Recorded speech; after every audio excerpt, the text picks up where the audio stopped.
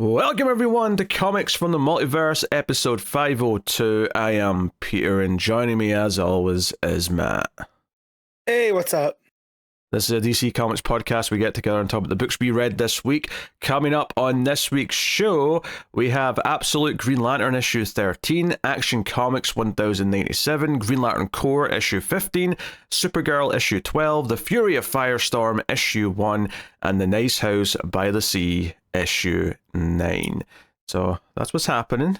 And hopefully it'll be more positive overall than last week. I feel like last week I was in a bit of a bummer mood because there was two good books and then I was negative on the rest of them. So I'm hoping we come out of this one feeling a little bit more happy. Mm-hmm. So yeah, we'll see. I have a good feeling about that. I have a feeling it was a more positive week as far as I'm concerned. Well, we'll see. We'll see if we have a more positive vibe. But yeah, that's what's coming up on the show. But as per usual, Matt, how was your week? Yeah, it was busy in the way that I could not wait to get to my day off on Friday, because on Thursday I went to go see Drain and Haywire and No Pressure, and I am too old to be going to a concert and then going to work the next day at 5 a.m. Matt, I want you to know. I want you to know this. Yes. You don't know any of those bands. I did not recognize a single band you just said. Yes. Drain, they are a hardcore band out of Santa Cruz, California. Very known for very rowdy shows. And it was. I am still sore. And that's the thing. You would think, like, I ran into some friends that had gotten a table because this was at a House of Blues. And I was like, oh, you going down to the floor? And they go, oh, no, we're in our 40s. Why would we do that? I was like, okay, I'll see you guys later. As me and my younger brother go down to the floor. And yeah, it was, moshing hard, and yeah, my shoulder still hurts. I'm taking a bad bump. And then Haywire, who's the shirt that I'm wearing now, they're a band from Boston, and also very rowdy. So it was like one of those shows where there's not a break. So usually the tours will come through and they'll be like a band that you can kind of chill out for. Not this time. So I needed every minute of that recovery day yesterday. So, and yeah, but it was a good time. Definitely questioned some life decisions. However, I'm not going to stop yet. I'm not going to stop until life gives me a reason to, I foresee an era in the not too distant future where you get so hard at one of these shows that you're going to be like recording the show from the floor because you can't stand up. Your doctors said, no, you need to be lying down for the next 3 months, and you're going to be recording from down there. it almost happened at football today because during the no pressure set, someone had thrown a cup of ice up. Like, I don't know if they got knocked out of their hand or whatever, and I happened to find one of those pieces of ice, and I slid on it, and I rolled my ankle a little bit. And running out and playing football today, I went to make a grab, and my ankle stayed in put, but my body kept going. And I felt a pop, and I was like, oh no, has time come? And I eventually was able to get up. It just it might have just been, a muscle or a tendon, finally snapping into place. But yeah, no, so far so good. It's been a couple hours since that's happened. But yeah, I thought it was definitely between the concert and that. Because yesterday I didn't do anything. I watched a movie. I read some comics. I went to Costco to get a hot dog. And that was it. So going out and running this morning was the real test of, is my body recovered yet?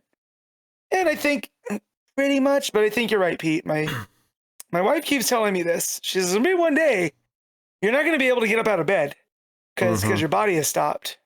And I was like, well, that day is not today. Yeah, your comic reading is going to triple one day because all you'll be able to do is read comics and watch movies. Everything else will be off the table. Yep. So that's why I said that's why I go to the gym so I can be active in my 40s. And I was out there today playing with some young guys. I asked one of the guys, I'm like, "Hey man, how old are you?"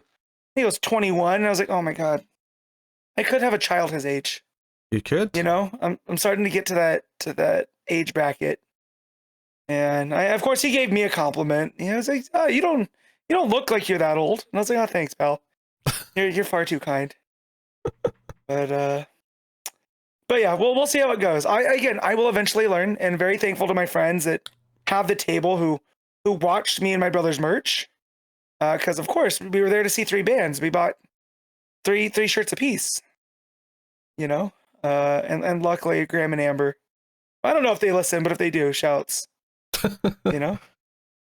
Yeah, I honestly also fairly busy week. Mostly just going hard on movies this past week. Watched a lot of stuff. Some great, some terrible.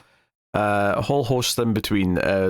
Yes. You know, watched. It was just an accident, which was really good. Watched Blue Moon, which was good stuff.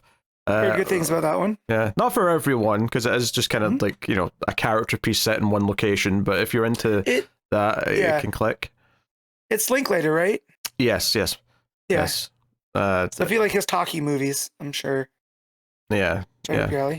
I like a lot of his movies, although I thought Boyhood was a gimmicky waste of time. But that's, you know, brother. There are parts I remember of Boyhood just because I was like, is this thing still going? Right? Like, I don't remember the context of the scene, but I remember things still happening just because my point was like, oh my God, I can shut this off, but I couldn't shut it off, you know? Back then I had this like determination to, just because I started a movie, I have to finish it. And now I realize, nah, you don't.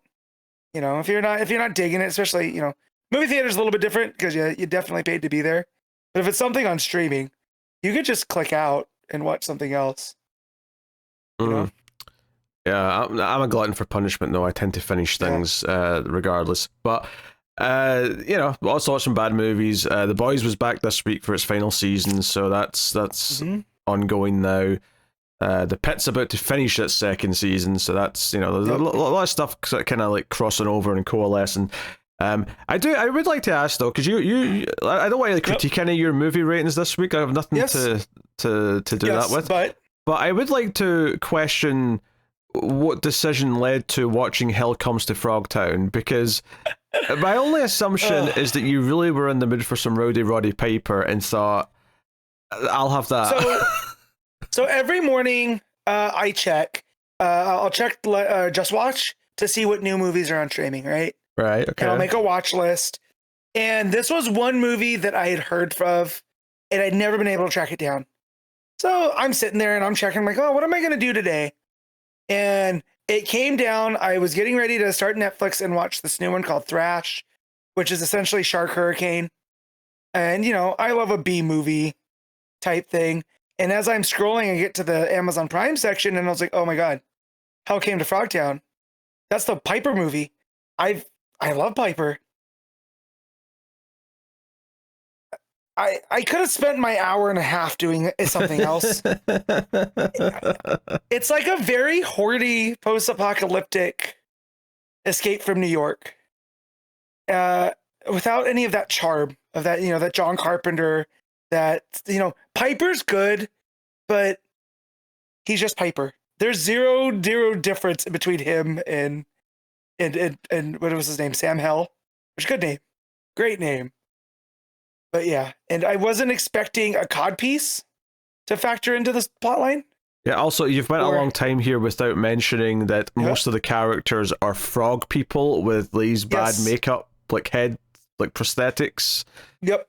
Yeah, you seem to have let that slip by. So when you say it's a horny movie, you've neglected to mention that it's like a horny frog lady who's trying to get with them. That's one part, and I did not realize that the inciting thing that sends him to Frogtown is there's been an apocalypse and it has rendered most of the world sterile. But not Piper's character. Piper's character, they have followed a trail of pregnant women to him because he's impregnating women across the country, and they take him and they make him, you know, we're going to go here and we have to rescue these women. Actually, when I think about it, it's a bit more Mad Max than Escape from New York, but I was getting Snake Plissken kind of vibes of this man that's been impressed to work, you know, by the government or what's left of the government. And yeah, I was not expecting any of that. And it felt like, you know, I've never done drugs, but I feel like that's what it would be like. You know, but it's been knocked off. We're good. You know, but I do love Piper. Like Piper, They Live is a, I don't want to call it a masterpiece, but I do enjoy it. You know, it's an era of John Carpenter. And he's the maniac on Always Sunny. you know, and he's Roddy Piper. What's not to love? Hell came to Frogtown is what's not to love. and yeah, I also watched Deathstalker, which I don't know if you've watched yet. I have not. That's how I spent my Easter. Yeah, I'm familiar with what it is, but I've not seen it now. Yeah, a lot of fun character work in that one. So, well, character work, creature design and whatnot. Which, judging from who made it should be pretty good. But definitely gonna check out Frankie Franco now. As having seen Psycho Gorman and Deathstalker, I feel like I got to complete it. So PG for sure. PG, yep.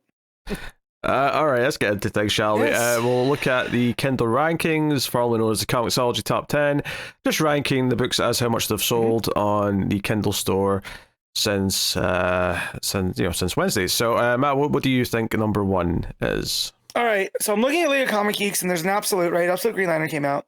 There's also Transformers, which does pretty well. But I'm also noticing, and that's an annual. So I was going to say an Uncanny X-Men. So I saw the number one. I'm just going to go out on a limb and say Absolute Green Lantern. That is correct. Absolute Green Lantern is number one. It's not even one of the big three Absolute books, but it's still getting there. Number two is Action Comics. Number three is Fury of Firestorm, issue 1. So that did well for its first week. Number 4 is Transformers. Number 5 is Uncanny X-Men. Number 6 is the Uncanny X-Men Annual. So they both are regular and an annual out this week. Number 7 is Amazing Spider-Man. Number 8 is Nice House by the Sea. Number 9 is Iron Man. Number 10 is Supergirl. So Nice House by the Sea beating Iron Man. Suck it, Tony Stark. Suck it. There you go. Yeah, and just outside the top 10, Green Lantern Corps is number 11. Emperor Aquaman is number 13. And I get any other DC books to mention? Oh yeah, Siren's Love Hearts is at number 16. So there is that. So honestly, despite the fact that this isn't what I'd call a big week for DC books, they still did quite well. Yeah, not a big week, but a consistent week. You know, they kind of spread them out across. There wasn't too many bunches, so I did pretty well. I mean, top 3 spots plus another 2 in the top 10 is not too bad at all. So that is the Kindle rankings, and we can get into the books. So, Absolute Green Lantern issue 13, Al Ewing writing with Eleonora Carlini on the art. And this is another kind of one-shot issue, kind of like fleshing out part of the space lore. So it's set, we're not with Joe, we're not with the cliffhanger we left off last time, much like that issue we did probably about 6 issues ago now. We're just in a standalone story in space, fleshing out a part of the lore. In this case, we're fleshing out kind of the Manhunters and surprisingly Ran. We're getting a lot of Ran stuff here and some related characters to that. And then some stuff that I'm not going to say I entirely understand, but there's things going on and there's shenanigans. So what did you think of this issue, Matt? I appreciate Al Ewing doing a psychedelic Green Lantern book set on Ran. Did I understand much of this character, which I don't know if we're naming right out the gate? What you mean? The Shade, the Changing Man? Yeah, that's what I thought they meant who this guy was. Yeah, he's a Black Star, and he's here to enforce the Black Star rule on Ran, and they are laser beaming. I mean, they do this to their own young apparently, but they laser beam people to like get out the parts of the brain they don't like, so they're just good little soldiers. And it reveals that they've done that to Alana. And she's now there.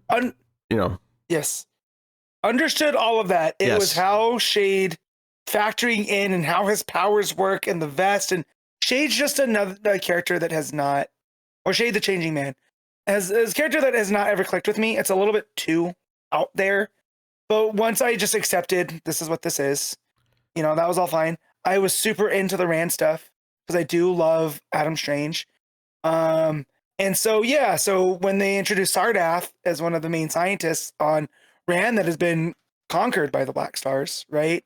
And they're forcing him to do the stuff, and he's working on the Zeta beam. And it seems like they've broken into like a Phantom Zone like spot. And that's where they're keeping prisoners. But the longer they stay there, the more it seems like they can't handle coming back into the real world, and it breaks their brain. So I liked all that type of stuff. It added this sinister quality to the Black Stars and like what they're capable of, when we finally see, them come up against Joe and the rest of them. They also called who we know as the Lanterns, right? So the whole Oa thing, they called it the Cult of Oa, which I thought was interesting. Yeah, there was also another bit of lore here, just to solidify things we've already seen, is the ship that Abin Sur came to Earth with, they call a recruitment ship. So this is something that's set out to recruit new members into the Green Corps. So interesting to flesh out things a little bit with that. The whole M Zone thing is I'm pretty sure this is based on a thing that's in the real universe. Is it called the Mystery Zone normally? No. Is it the Mystery? Because usually the M stands for something else, but I think here it stands for Manhunter because we see inside the zone towards the end and the giant Manhunter brain's like, hey, no one escapes the Manhunters kind of thing. Right. Yeah, they called it the Meta Zone, right? And that's what they're calling it, the M Zone. Yeah. For short. But it was giving me, so I didn't know that was a thing in other books. I think it is. I feel like I've heard of it before. Yeah. But it felt very Phantom Zone to me, where they're putting them in there, but instead of them being ghosts, it's just this constant barrage of psychic attack, right? And then it's almost like you can't handle the silence when you come out. And one of the ways they can is like that where they cut out the pieces of the brain. So it's almost like this lobotomy. And when they do that, it seems to leave the mark of the Black Stars, which I thought was a nice touch, kind of across their face. So it marks them for life.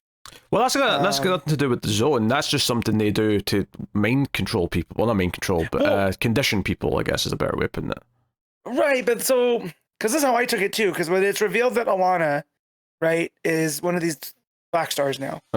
Right? They had put her in the M Zone. No, I don't think they did. Right, and they're... Her dad just thought they did because that's what they do to a lot of prisoners. Oh, okay. So that's where I was getting caught up on stumbling and stuff, because I had assumed they had thrown her in there and then pulled her out, and in order to make her not, susceptible to that, and as another little dig to Sardath, is they cut out that piece of rebellion as well, so she couldn't do it. Now she's over there. I don't think they put her in, but it's based on the way they phrased it. And it sounds like they just do this to like turn people into their soldiers, because now those childish ideas of rebellion have been removed, so now they follow our orders. That's kind of what they're doing. And I like what that means when it comes to like anti-life. And we know that the Absolute Universe has been, sculpted by Darkseid. So the fact that this is a thing they do, it takes away all that. It makes them, subservient to, the Black Stars. But yeah, I like all the space lore stuff. And I like how different it is from typical Green Lantern, because you have Sinestro there, and they're reporting directly to him. And he starts talking about like, oh no, we have another anomaly. This time it's green. That's going to be a thorn in our side. And we don't have to worry about the Tomar Ray from Zudar, because red's not that powerful, right? He's kind of just like a gnat that flies away. We'll deal with him later. But the green's a problem. Well, I do like that served that. Well, there's a bit more there, though, because he says, I think we're okay as long as those two don't meet, which is particularly pointed because the end of last issue was Tomar coming to meet Joe.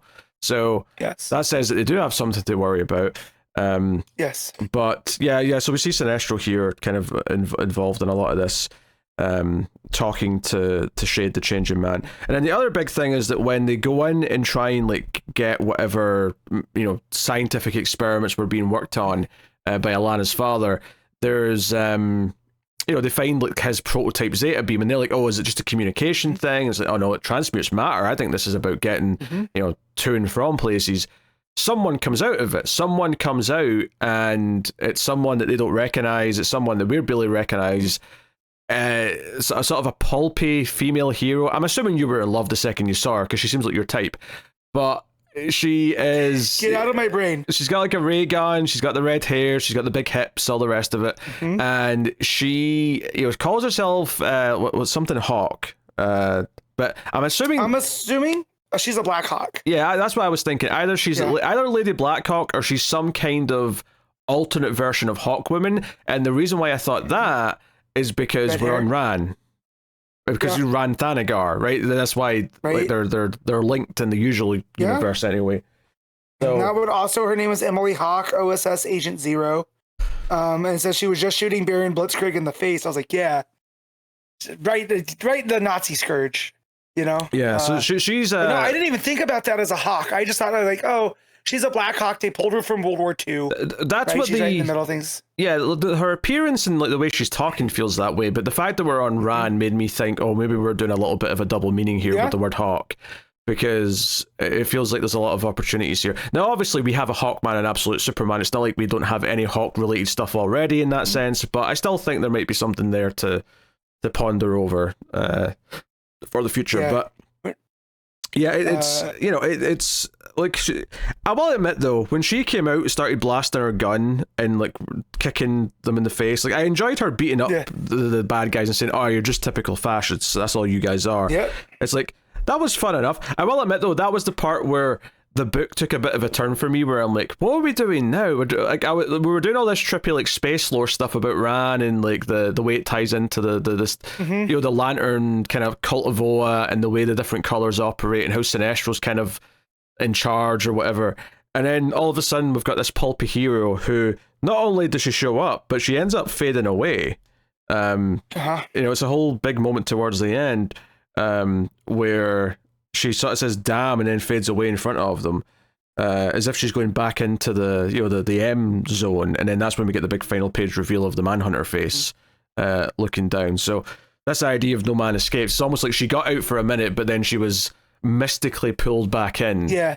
Well, and just remember with the Zeta beam, it is timed, right? So early on with Adam Strange, when he got pulled. So maybe that's why she can come out for only a certain time, but now she knows. I do like the comparing it to fascism because, again, that goes with the anti-life. That's when, when Kirby had created Darkseid, that's what that's all supposed to represent, right? And, with how Sinestro turned the Green Lantern symbol, right, in the main universe, on his home planet, on Korrigar, into kind of that fascistic symbol. I do like that they're playing with those ideas within the Green Lantern book.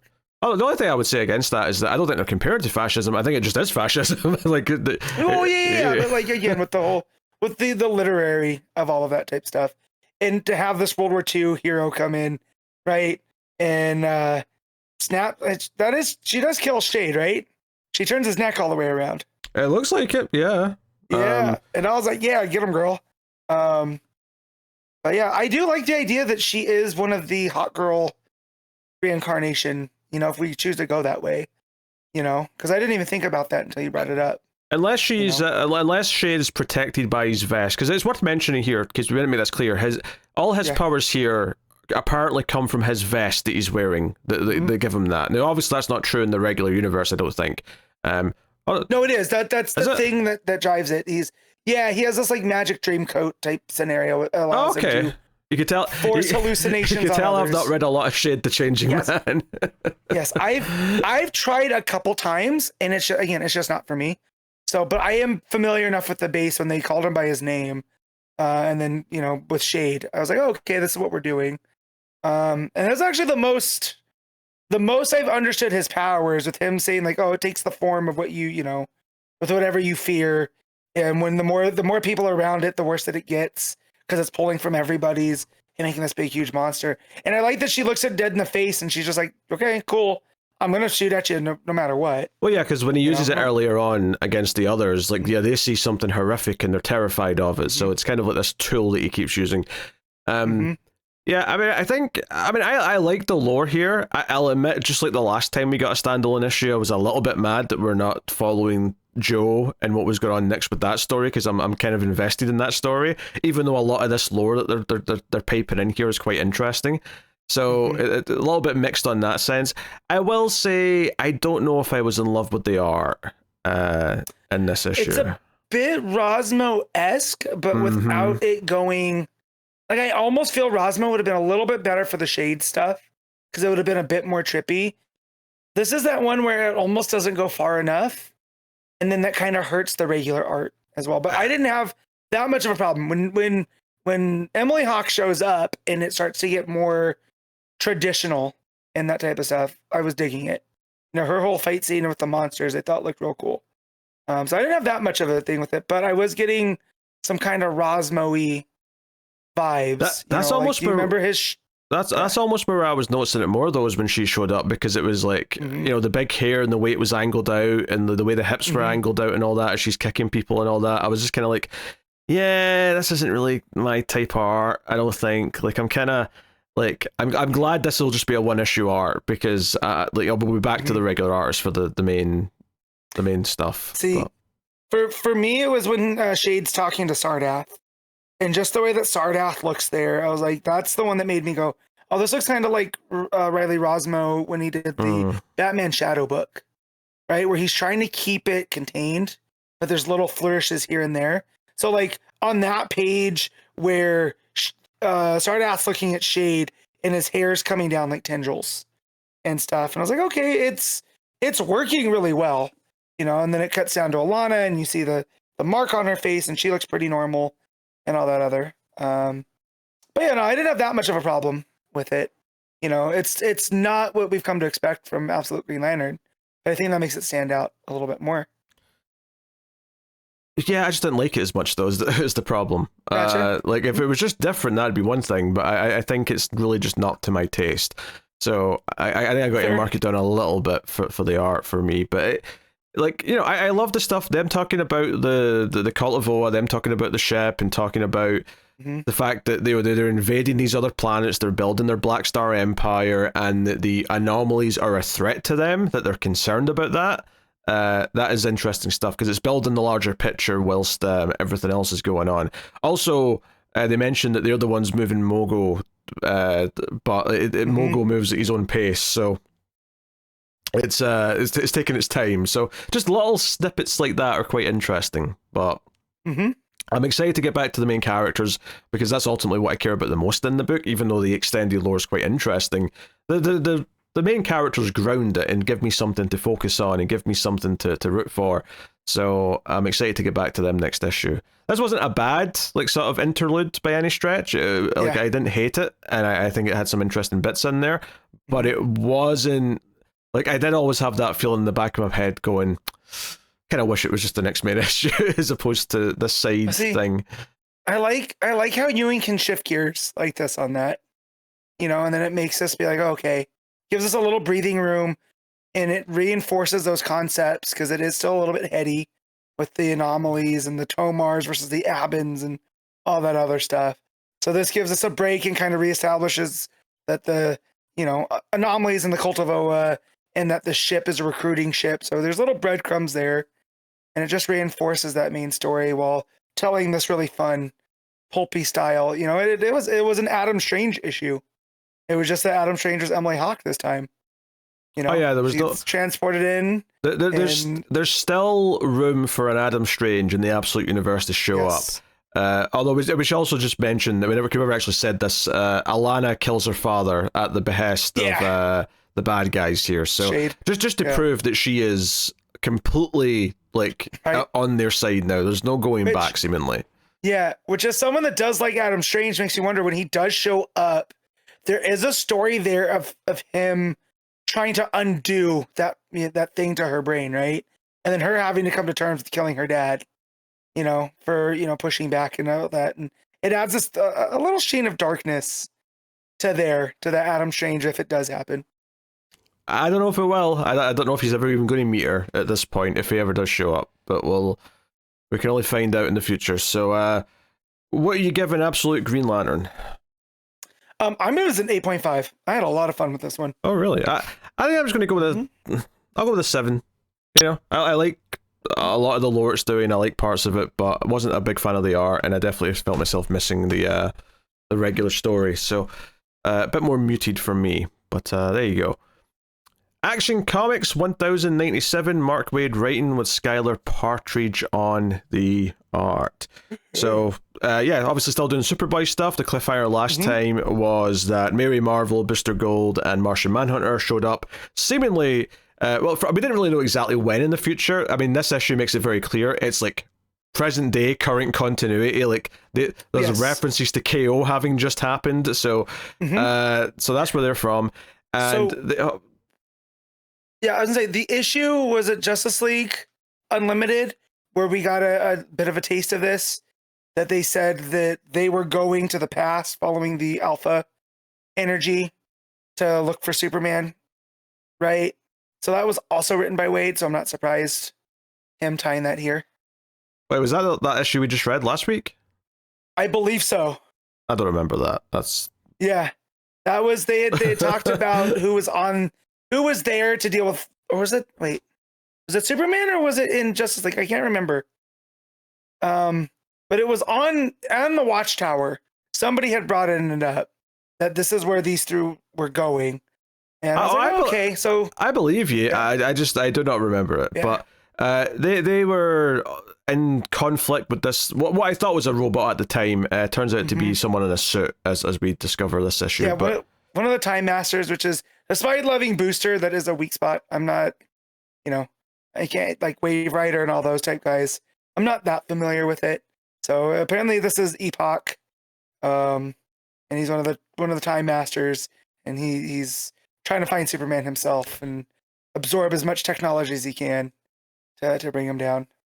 Yeah, so they fight him for a bit at the start. He disappears though, and the bulk of the issue is very much the settling down, getting to like know Superboy, them not realizing that they've went as far back as they have because Booster almost calls him Superman. Someone brings up Krypton in front of him, to which he responds, "What's Krypton?" And then all three of them in a silent panel just sort of have this awkward, "Ooh, we need to keep our mouth shut" face, which I thought was quite funny.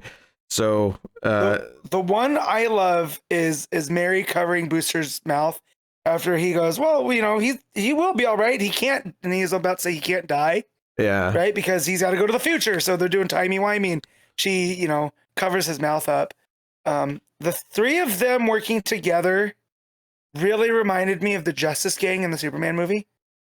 Right? Okay. Except that Jean is more like Mr. Terrific, and then Mary's like Hot Girl, and then you got Booster and the guy Spot. And that convinced me so much that later in the book when Jean takes his form and he calls Booster Michael, I got confused because no, you're Mike. Wait, you're not even Mr. Terrific.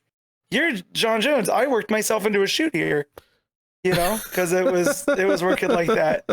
I only say that to just show how silly I can be. Yeah, that's just all on you. I don't think that's on absolutely. the book. Oh no, not absolutely. That's just on me being silly but I did love their interplay, and it felt like the Justice Gang from the movie. Well, yeah, I mean, if anything, I still thought they told them too much, though, in some ways, because they sort of started explaining who they all are and their backstories, and we're from space, from the future, blah blah blah. I mean, Martian Manhunter straight up says, "Oh yeah, we're from a team called the Justice League," and I thought, I feel like that's still too much to tell them, but all right, okay, whatever, I'll roll with it. I did like though, like their interactions with them. I liked Booster saying, "Oh, I'm like a beloved hero," and then just the off-panel sort of like coughs and ahms from the other two, being like, "You're not that beloved. Stop telling lies." Like just. Well, he goes, that sort of thing is charisma superpower, and one of them goes, "No," and just a flat no. I love that. Yeah. So again, they've got the Krypton mention, which really made me laugh. So I liked all this quite a bit. Even them saying, "Hey, we kind of need to speak in private. Could you not use your superhearing to listen to us?" And Clark being like, "Yeah, sure." And in his narration, he's like, "I really wanted to, but I promised I wouldn't, so I didn't." But they have to be able to talk without him hearing because they have to talk about why they're here and who he is, and they all get into their civvies. Although notably, Booster doesn't like. Mary just says Shazam. She becomes civilian Mary Marvel. Jean shapeshifts into John Jones, and Booster's like, "This is what I always wear." So straight to the souvenir shop for his merchandise. And then he's wearing a shirt that says "Future Scientist." Yes. And I was like, I could not be further from the truth. Yes. Not our Booster. Half of it's right.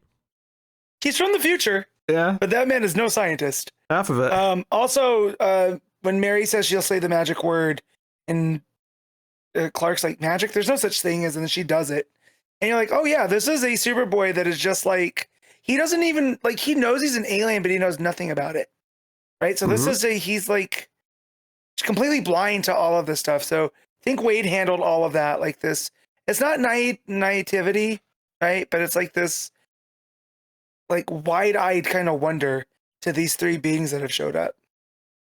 Yeah, and you know, when he takes them back to the parents, right? And it's like, oh, I was a little bit worried about how they'd react, but like, oh, they take it in their stride for the most part. Like they're getting kind of used to like weird people showing up with them. And like they talk to him on their own, sort of adults to adults, and Clark goes and texts the friends and says why he was missing and all the rest of it. But there's some nice moments here. There's a scene where Clark's on the roof and Mary comes out, and I didn't realize this before she said it, but she says something to the effect of, "Oh, I never pictured you with glasses." And it dawned on me in that second, oh, she didn't know Superman was Clark Kent. And then she actually says that like a page later. Oh, I didn't, she actually confirms it. But it was a nice little way of like setting it up before she said it. And I'm like, oh yeah, why would she know who his secret identity was? So it's like, oh, I guess I get to keep that a secret now too. And she talks about his body language being different and all the other little things that he does that comes up. And part of me thought they were going to do like a sort of short-term, like not romance, but like that Clark may get a crush on her because, she's a little bit older, she knows who he is, she's clearly very impressive, blah, blah. Yeah, she's a superhero as well, so she knows what it's like to, live the two lives. But that's not where it goes, though. Instead, the scene ends with her saying, so who's Lana? Right? She wants to gossip. So it neatly circumvents that without having to go down that path of doing the awkward kind of like, almost like not even romance, like I say, like small crush that might have formed. Well, there's that, and I also like that she's telling him about the secret identity, and he's like, yeah, no, it's a lot, and I have to constantly think of every little thing. She's like, oh yeah, that's a lot of pressure. He's like, will it have to be a secret forever? And that's where she goes, let's change the subject. Who's Lana? Right. So I do love too that she's kind of getting in there where she's in awe because she knows him as Superman, but she's seeing him as a kid and she's trying to process it too without giving too much away. So, and I feel like Waid did a very good job at balancing like the complexities here. Yeah, I think their interaction is my favorite part of this issue. I mean, I liked everything mostly about this issue, to be honest, but like I think that interaction I really, really liked. I guess the only thing I could have done without is Booster and the reminder Jean talking about Booster being possessed by Darkseid. I'm like, we don't need to be bringing this up, do we? This has nothing to do with this. Like, it's fine. Just leave it alone. It's quick. I did like that Jean tells him, you don't have to pretend to be all right. And Booster's like, no, the hell I don't. And just the way that he said that, right, is like he almost knows he can't even like, because of what he went through, if he starts acting weird at all, you know what I mean? So he's got to get back into putting that Booster Gold persona on. And I feel like Waid's really playing the complexities here. Like anytime someone can add layers to Booster, I just don't think we need to be doing that here in this book. If that makes sense, like that could be left for somewhere else. True, but I do like that they just broach it here, right? Like there's just what he went through. And how he's got to put on this face. And everyone's like, no, you don't. But Booster's like, yeah, no, this is what I have to do to keep this, almost to keep him from dwelling on it. I would take it out. If it was up to me, this would be gone. This I don't need to be reminded of what the current continuity is in this book. They can just be vaguely from like roughly like current continuity. It's fine. It doesn't need to actually like, because this is kind of weird now, because this despite the fact that this is a completely standalone flashback like run that we're doing of Superboy, now it's this weird thing where it kind of still has to fit into like if you're going to do everything in order, you have to, this is happening, kind of KO ties into it a little bit. I mean, I feel like he does a good job. It could be either or, right? Like I don't think you would have to. It is still pretty self-contained, where you don't need. Oh yes, need was a strong word. I'm just saying this puts it more in like it's set in stone somewhere, as opposed to just completely 100% freely standalone. Yeah, that's all. No, yeah, and I get that, but I do feel like again with Waid handling that and being one of the backbones of the DCU right now, I am appreciative of the little tiny storytelling elements there. Now, if this ends up becoming Booster Gold, fighting temptation in this book because of the Darkseid stuff, then I'll have much more of a problem with it. But them just addressing it over like half a page, I'm okay with that. Well, they go back in. I do like that Jean's like, hey, I've had Martha Kent's cooking a bunch. Like, it's really good. You're going to like this. and they're all having a nice breakfast or lunch, whatever it is, and there's a great moment where I think it's John just says, "Hey, can you tell us where Clark is from?" And they're all like, we really shouldn't. Why don't you tell us what you know about, like, how did he arrive? You tell us that. You tell us what we already know so we know what isn't a spoiler. Go, you do that. Yes. So, you tell us your version of the story and we'll base what we can say off of that. Yeah. Which I did like Waid adding that because their child came from the stars, Martha got very into astronomy and space travel and all of this. So I do like that because, of course, you want to know as much as you can where your kid came from, you know? And so she got really into all of that type of stuff. So again, building the ancillary stuff here. Which comes up because she starts taking an interest in Jean. She's like, "Oh, you're from space. You're from Mars. Tell me more about what it's like having to like be on Earth, blah, blah, blah." So it kind of leads into it because she's asking for more experiences she can use to help raise her son. Anyway, this all gets interrupted because Epoch shows up from a portal and they have to fight. Some fun enough action here with all the characters using their powers and whatnot and him countering them. The best part about this, though, is Superman's kind of internal like frustration that this is the first time an enemy like this has ever come literally to his home. To his house. So he's scared for his parents. So that's kind of his big concern, and that obviously just amplifies by a million when Jonathan Kent actually comes out with a shotgun and tries to shoot the villain. And it's like, no, you're too close to this. This is dangerous. But he disappears, and the ending cliffhanger, though, is that he actually came here for a purpose. He came here to steal the baby ship that brought Clark to Earth. Ship. So that's disappeared from the barn at the end. So. Yeah. What's so neat about the storytelling of that, though, is that a lot of this issue talks about his coming to Earth, right? Is him talking about where he's from, them not being able to answer, which is good fun, and then them talking to the Kents about it. That all fit nicely in the moment when it was happening, and it was a nice exploration of like, hey, they know more than they do, but they're having to like play coy and all that. But it was actually set up, it was foreshadowing, because this plot, wherever it's going, the villain actually wants that ship, that rocket ship. And so it was actually, it made the whole thing feel very cohesive at the end when that ended up being the motivation of the villain here. Now, what does he want with the ship? I mean, we'll find out what he wants with the ship later. We'll find out if it's going to power something for him or whatever it is. It doesn't really matter right now.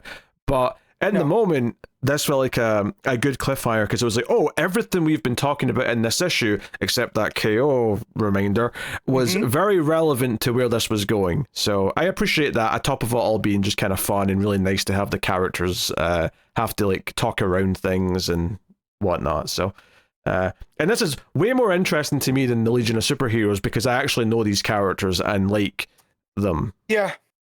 No.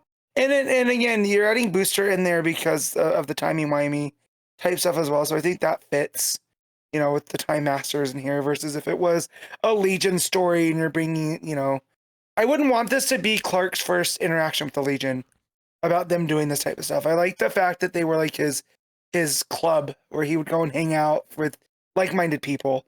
So I am glad that Waid chose to make it, you know, these heroes from the future, you know, or the present, if you will.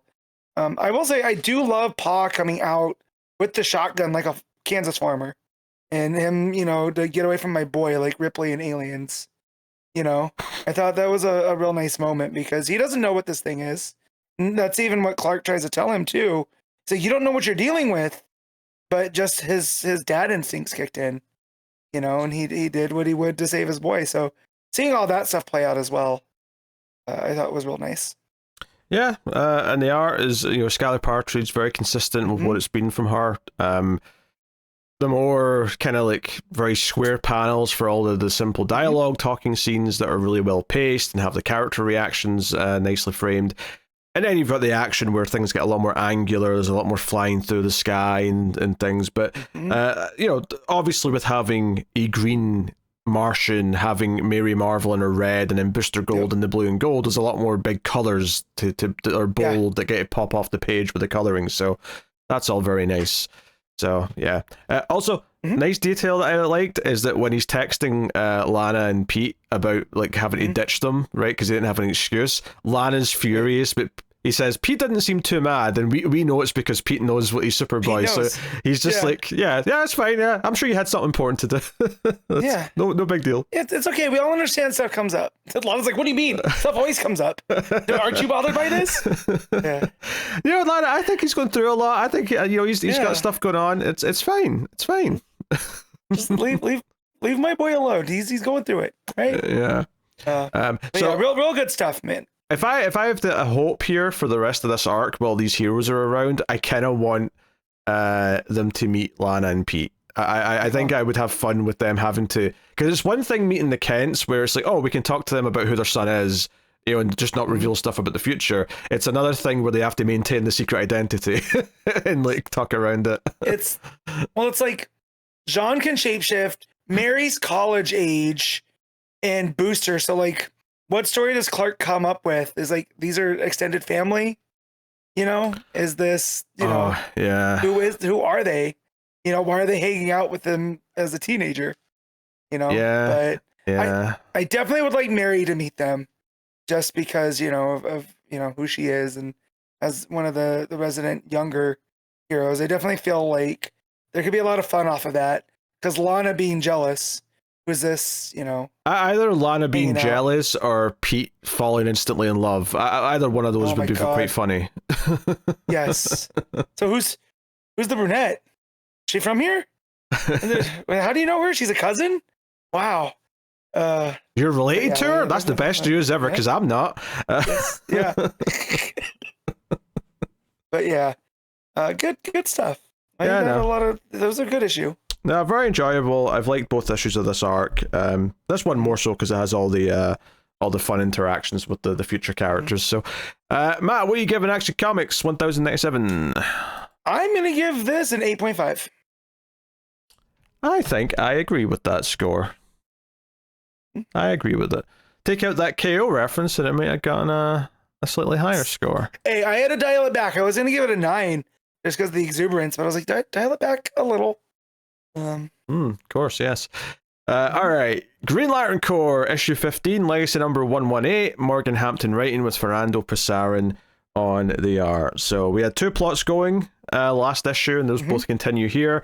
One is on Corrigar with John being possessed by Parallax, basically, right? Yeah, it's Parallax. Yeah, and then the other story is going to the Forbidden Planet, where the Manhunters are indeed still around and ambush a guy and his team that are out there trying to find the Indigo entity. So, yeah, both of those continue, and there's some big moments in both. I liked one story way more than the other. Because one I felt was playing with things that I don't care about and stuff that we've tread on so recently with John as a character, right? Sure. On Corrigar and all that. And I thought the wrinkle of him being possessed by Parallax and it running through his memories, and I thought that was fine, but the stuff with his mom and all of that, I thought we had come to a thing on, and then I forgot the wrinkle on this is everything we experienced last with John Stewart was the other John Stewart. Wasn't John Stewart, it was a copy. So now we get to do all this again to reset that. And I thought that was a little bit convoluted. I'm not too mad about that, because I think it's creative the way it does it. I like this the page where it's like in his head, and it's almost like the construct of his mother's trying to help him fight the Parallax invasion, and it's like all these like awful memories are like turned up to 11, and he sort of falls through them. So it's like he falls through being like a lantern, then like he's on his old outfit, then he's a soldier, then he's a kid with his dad's being scary, and his mom kind of comes to help him, and so on and so on. I think what I liked more about the John story though was I liked the other characters in it. I liked Katma and what's her face. Sarnik, like them teaming up and like trying to figure out a way to help him, and her going to get her yellow ring. I was kind of into that. I was like, okay, now I'm liking them kind of be proactive and try and like fight Parallax. The one thing with that is I wish Hampton had come up with a better reason for Sarnik having issues without bringing up the future son of her and Kyle. Coming back. This was news to me. I never read that goddamn run, so I was like, what the hell is this shit? So I had to get through that to get through the Hal and Pal stuff with Connor. And I hated that. It wasn't good. And it was just like this weird future thing. And she has all this guilt because it's her son. And you're talking about a possible future thing. And she's treating it like she had to lose her kid. And I was like, so when they started talking about her son, I was like, oh, did I miss something? Did Sornik have a kid and something bad happened on Korrigar? And I thought, oh, that could be an interesting wrinkle. And then we were reminded of this weird thing. And I was like, Hampton, you were given, I'm sure you were given Rain. And I'm sure that they wanted to tie something into an old run. But you could have easily ignored that and made it like her being afraid of turning into Sinestro, right? I mean, that's a pretty big fear. I respect them pulling from like the history and everything being relevant, and it's just kind of, it's weird when it's one that I just I had no interest in that run, that book. I skipped the entire thing. Yeah, it was the one thing out of that book that I remembered negatively, right? So I might just be too close to it there to be like, I was like, this was not good. And Sornik's a character that I have a lot of admiration for, because when she was created as a character, I was like heavy into the Green Lantern books. And I was super invested and stuff. So to see her go through this, and I'm like, oh, I'm glad we're making character dynamic changes, and her having to go and find the ring and stuff was fine. But yeah, that little wrinkle, and then just going through all the John stuff that we already did in War Journal again, I thought was a little bit tedious. But it's not bad. It's just it just comes down to, it's also over by the end of the issue as well. It's like a one time thing, because like the whole thing is like, hey, he looks up and there's all these rocks. And before they even said it, I'm like, oh, this is Angshi. This is the remains of the world. There we go. Yes. But the whole thing is that his mum teaching him, oh, you don't have to be scared. Like if you don't fear these things, then Parallax can't feed off them, and therefore you're not a good host. Right. And ultimately that does the trick. The other plot does it. Yeah, they are also the Sinestro's kid and Zod's kid show up as well for a little bit. Which that was kind of fun, because they're there. Yeah, the shitty sons, yes. They show up. The other plot with the Manhunters, there's a couple of interesting things with this one, which is Guy and Razor, and what was the other characters with them? But they're getting trapped by the Manhunters, and the others on the ship are like, what do we do? And Aya... Oh, it's Fatality. Fatality, thank you. That's not her name anymore. It's Yira. Yira? Yeah, because she's in like the indigo colors now, so I didn't even think Fatality. But they are in trouble with the Manhunters, so Aya basically hacks in, she has her green astral construct. Her soul self. Yeah, her soul self. Go out, take over a Manhunter, and is able to start blowing up other Manhunters, and kind of helps them when they get to her location. However, the big twist at the end, when we get to the back chunk of the story, is that the Manhunters wanted this so that they could go into her body instead. It was like a two-way street.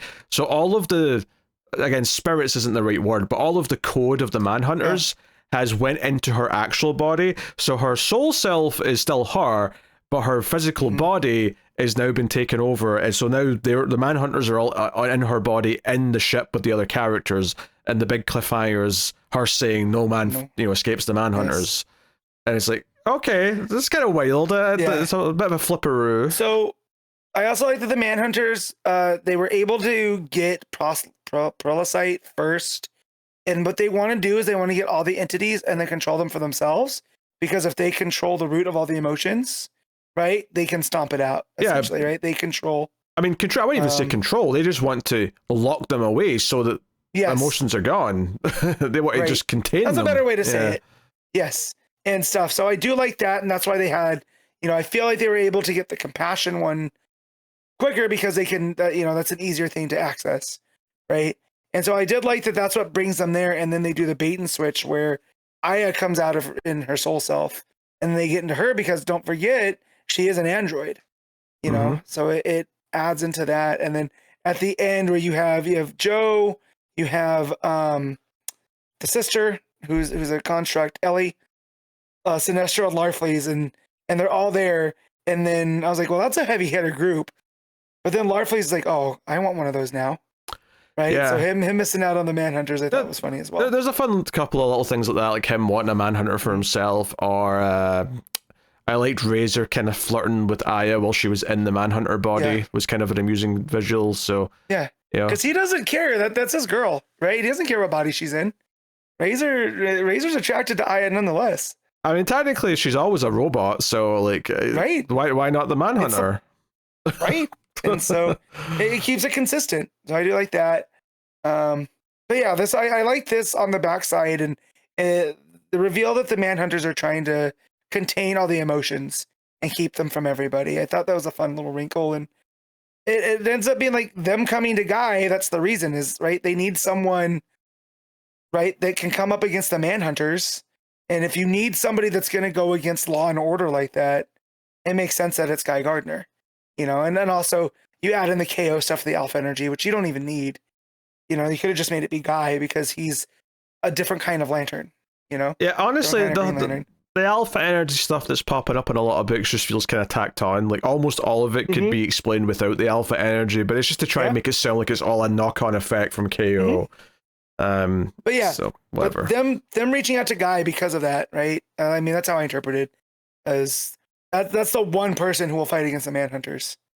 You know, there's not a rule that Guy won't break. So, but yeah, I also love seeing the Manhunters pop up 2 times this week. I thought that was pretty cool. You know, it might have been a coincidence. I don't know if these were originally supposed to be out on the same week, but it makes them feel omnipresent. Yeah. No, it was a decent issue. It's kind of fallen into that same kind of category that this book has slid into, which is not a great book, but not a bad book. And if you like the Green Lantern like mythology side of the world, and you enjoy some of these characters that it's focusing on, then I think it's a decent time. But it's never going to rock your world or be like the most memorable run that you recommend to people either. So this is for the Green Lantern like sickos, I guess. This is not for your casual Green Lantern fan. This is for people who really like to get some Green Lantern. So you know, take that for what you will. Matt, what are you rating Green Lantern Corps? I'm gonna give this a 7.5. Yeah, just a 7 for me. But you know, I had a good enough time with it. So there you go. Supergirl, issue 12, Sophie Campbell writing and on art. And this is notable because this is one that we had dropped. We read the last issue because it was the vote winner for that month. And we liked that enough, the start of the new arc, that we decided we would at least read some more and see how we felt. So here we are. Last issue, of course, built up to her fighting the villain who kicked her ass inside Kandor. The Black Flame, and she got the shit kicked out of her. She gets thrown off a tower, left for dead, and there was like a weird cliffhanger as well, but we'll get back to that later. So this issue starts off with Connor and Lena being concerned. Well, Lena's concerned. Connor's kind of ambivalent about the whole thing. But he's such... God, I hate that they've done back his character a little bit, where they've made him the whole he's too cool for anything. I hate that version of Connor, you know. But I like the unsure Connor. But Matt, you asked for years for Connor to come back. I know. I didn't realize we were going to go all the way back to 90s version. You know, I wanted to John's Teen Titans version. That's my Connor. You know, that's the personification I like. But it turns out everyone else likes this version better. This is the superior version. That's why he's here. I guess it was just kind of a bummer. Also, I liked him showing up in Green Lantern with Kyle, and you know, I felt like whoever was writing that version wrote that line pretty well. This one, not so much, but it's whatever. He's only in the beginning.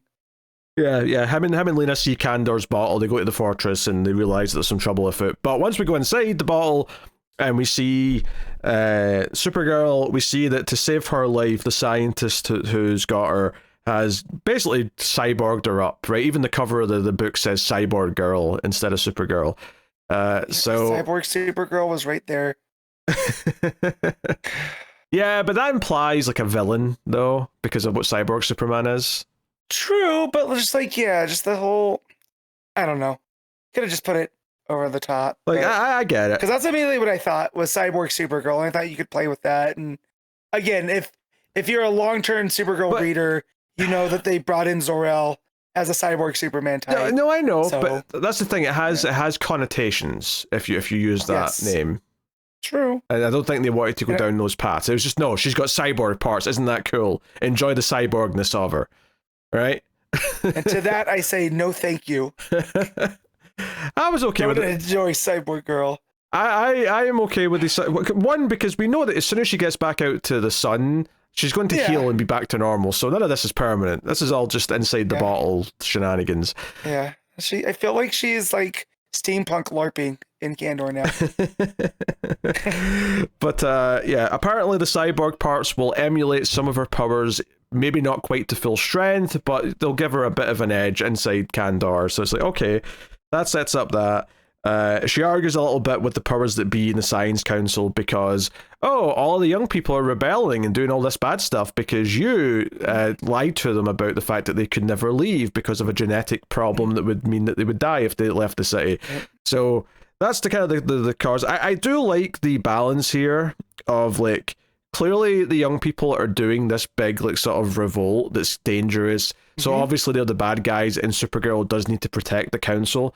But at the same time, she's not siding with the council. She's making it clear the council have made all these bad choices. So I appreciate them walking that tightrope of not having her side with them, because I don't think she should or would want to. No, she's perfectly in the middle because I feel like Kara believes that they're both out of line, right?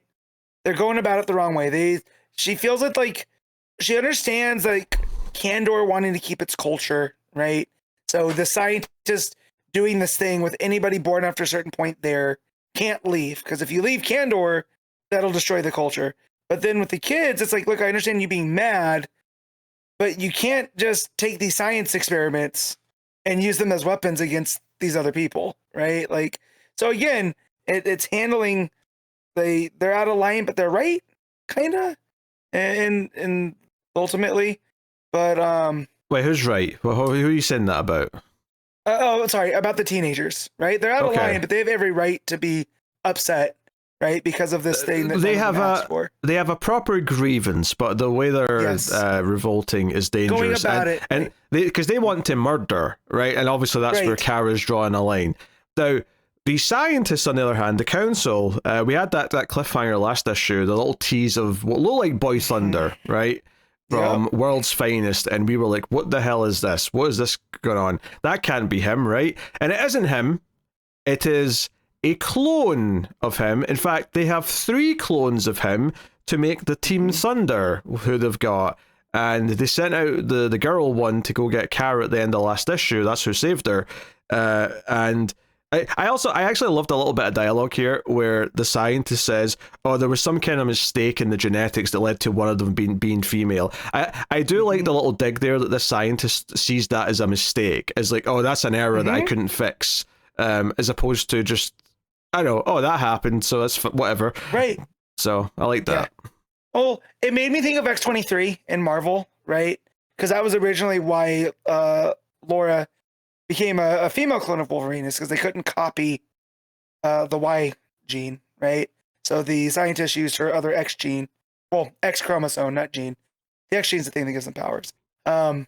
They couldn't copy the Y chromosome, so gave her 2, and here she is, the female counterpart of Wolverine. So I do kind of like that it kind of calls upon that, but it also gives this thing to Kara, be like, God, these guys kind of suck. You know, like, I'm going to help them, but no, I mean, I don't like them. They absolutely suck. The fact that they see her as a mistake, and then Kara, and this is probably my favorite characterization of the whole book, is that Kara immediately says, yeah, but what do these people who you've made think about this? Do they want to be your team to go out and fight people? How do these clones feel about this? And of course, the Science Council lady immediately goes, they don't feel anything. It is a tool, nothing more. And it's like, you're evil as shit. Like, what? This is a big shit show here, and Kara's going to have to try and clean all this up her damn self. Yeah. Science Council is going to science cancel. Don't matter if it's in a bottled city or an exploding planet. They suck. It also was giving me Blade Runner vibes, right? Because this is like the replicants. You don't treat them with any humanity. You give them a ticking clock. You know, you don't treat them like they're living beings. So, and when they push back, there'll be a reason for it. Yeah, which obviously hasn't happened yet. We're still early days, but Yeah, because they set up that this scientist was the one that like Superman brought that character David to get tested in Kandor back in that World's Finest story. So he still had his genetic material, like his sequencing and stuff, like in the computer or whatever, and that's how they were able to do this. And I'm like, oh, okay, that's an interesting pull from early on in that run. All right, go for it, I guess. But they do mention here that his outfit was based on a Kryptonian thing, and that's why they've used the same outfit again. It's not because they're like, hey, Boy Thunder's such a role model we all want to emulate. No. It's because Boy Thunder's outfit was based also on this Kryptonian hero of myth and legend, and that's why. I'm looking at the name because I remember the name gave me a laugh, so now I'm looking for the name. Oh, Hellos, which is like Helios, the Greek god of the sun. So the fact, like, you know, Krypton, the sun, all this other stuff, being there, I thought that was pretty funny. Yeah. So as this is all happening, the villain shows up. She's got powers now, of course, because she's got the ring that Kara had. Yeah. Like, I hate Black Flame as a character. I just don't like it. It's villainy. Yeah. You know. Well, there's no nuance. She starts melting the doors into their base with her heat vision, and all of her followers are cheering. And Supergirl's like, look, I'm going out there. I'm going to stop them. I'm not going to let them kill you, even though I disagree with all this crazy cloning crap you're doing and the fact that you're treating them like, you know, puppets. Not happy with any of this. So I did like how strong Kara's characterization was throughout all this, which was nice. So she comes out, stands off against Black Sun, and who, of course, is like, oh, you've got cyborg parts, and you're alive. Oh, that's wild. So there's some fighting here, and obviously we praised the fight at the end of the last issue quite a bit. I like that here there's a lot of stuff with, like, you know, Kara's cyborg arm, like, sort of has steaming stuff coming off of it because it's, like, taking a heat vision blast and stuff like that. I like this idea of, like, her cyborg parts are deteriorating throughout the fight because they can't actually withstand a proper Kryptonian for that long. So it makes her feel vulnerable, and that's kind of fun. But then there's kind of a twist on it where after a bit of a beating, her cyborg parts start like turning into weapons on their own without her controlling them, into like cannons and things like that. And she's like, wait a minute, these are murder weapons and I have no control over them. I have to try and like somehow get a hold of these and not let them fire, but she's struggling. So it adds this extra little thing where it's like, oh, she's become a puppet for the Science Council against her will here, because like she's getting no say in this right now. So that's all going on. And then as we get to the end, that's when the Thunder team, who have all been woken up from their test tubes, all come flying out and they're ready to fight, and that's your cliffhanger for the issue. So I have to say, I thought this was another good issue of Supergirl. Yeah. I like I say, the characterization for Kara was strong. I really appreciated her reaction to the clones being on point immediately. It felt like, no, that is Kara. This completely is the way she should react. I think the fighting, once we get to it, is pretty good. I like how it uses the cyborgness of her into the fight, and how it like plays on the fight, and how it makes her vulnerable in some ways. How from an art perspective, it gets to look after she's taken some hits. All that stuff I really liked. So no, I mean, yeah, obviously the visual of Boy Thunder is like not great, but I like how the clones are being used in the story. Like I like what they're doing with them, why the people created them, and Kara's reaction to them. So I like their purpose in the story. I don't really like being reminded of David, the character, but you know, that's something else entirely. Also, Team Thunder getting the Legion kind of names. You have Thunder Girl, Thunder Kid, and Thunder Lad. And I thought that was a bit, you know, I feel like Sophie Campbell pulling from Superman mythos there. Do you think Thunder Kid and Thunder Lad will have an argument about why one of them's kid and why the other one's lad? Yeah. Like, well, maybe they have no character as of yet, so we'll have to see. But you know, we'll see. You just call them the Thunder Twins as well. You know, Thunder triplets, even, to be honest. But I will say I'm much bigger on the art here than some of the story, and it's Campbell as well, and it's mostly the colors. And I had a look at the color; it's Tamara Bonvillian, and just what it's doing with the pinks and the yellows and the oranges. And there's that scene where the they start fighting, right? And Black Flame's there, and we do some like zoom ins on eyes, and it goes from Black Flame to Kara, and just what it's doing with the different angles and the coloring behind it. You could have had like just that art without the dialogue, and I think it still would have hit really well. So I want to give Campbell some credit on the art here, doing some really good storytelling. Yeah.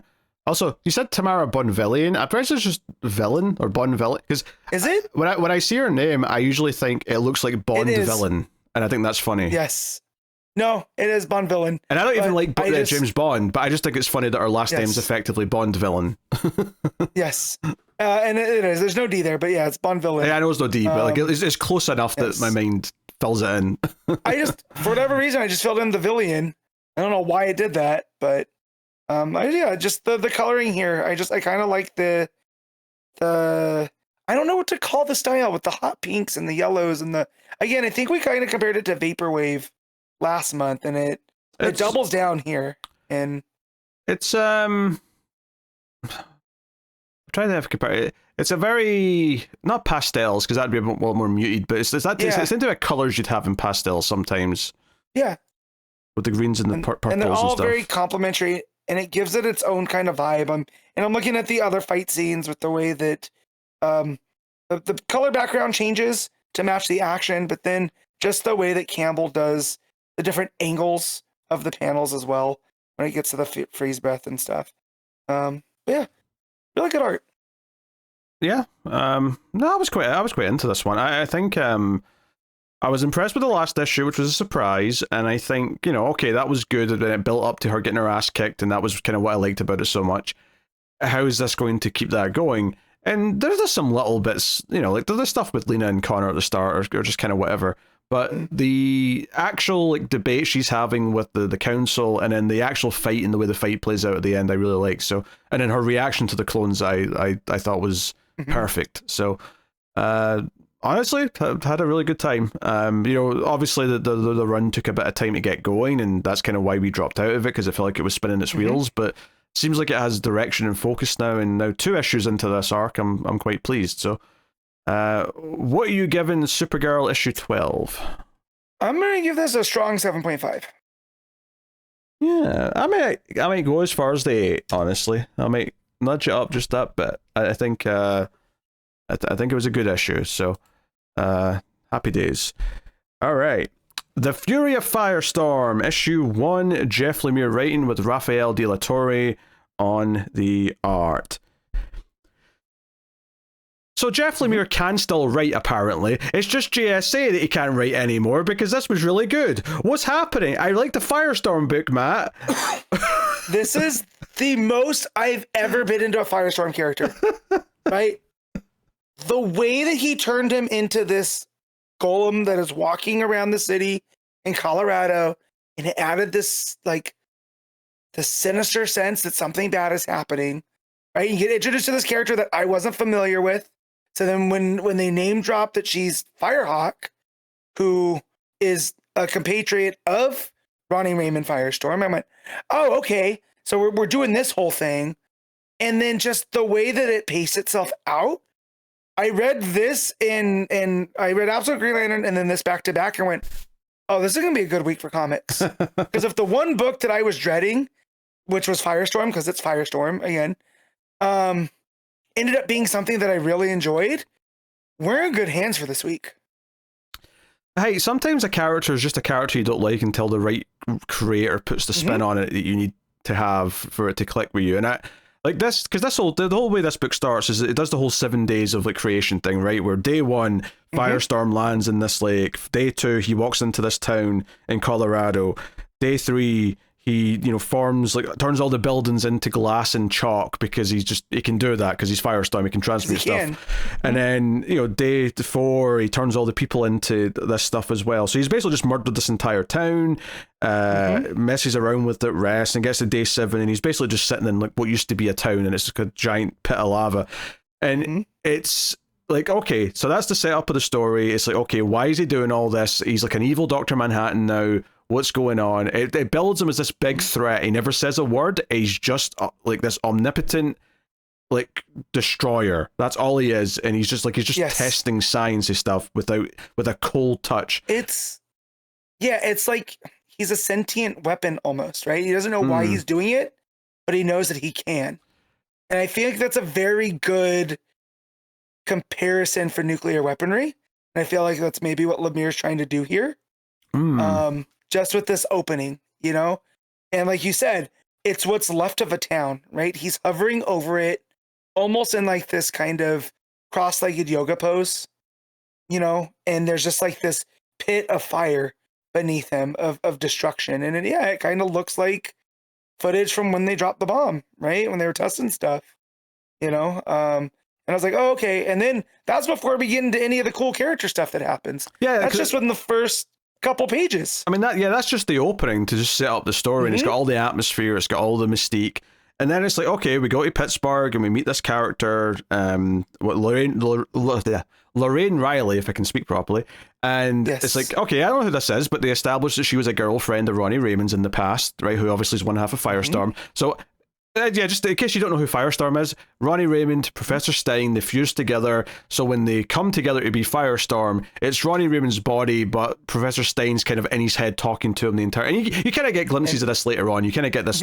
So if you didn't know this going into this issue, I think the book does a good job of explaining it, even if you didn't know any of that. It gets away with any of the stuff that I feel like when they've tried doing different things with Firestorm, they don't touch on it as much, which is good because they do simplify it as much as we can. Yeah. But I've always thought of Firestorm as science fiction Captain Marvel or Shazam in that way, because they, instead of becoming a different person, right, that's still Billy Bats in the mind, when they fuse together, they're this different being, you know? Yeah. And it's sure it might be Ronnie's body, but Professor Stein's walking him through the different calculations to transmute matter.